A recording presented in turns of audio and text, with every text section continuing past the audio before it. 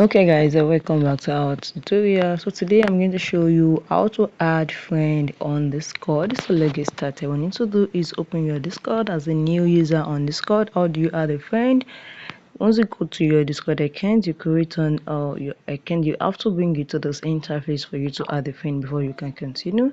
So what you need to do is just click on the okay, if you look at all this suggested friend to you and it's not okay for you to add, you wanted to add another person, all you need to do is just click on invite more friends. So you can add friends through all this message, you can share by invite, you can copy your link, you can message, you can do anything to that for you to be able to invite them. So you can invite them through your WhatsApp.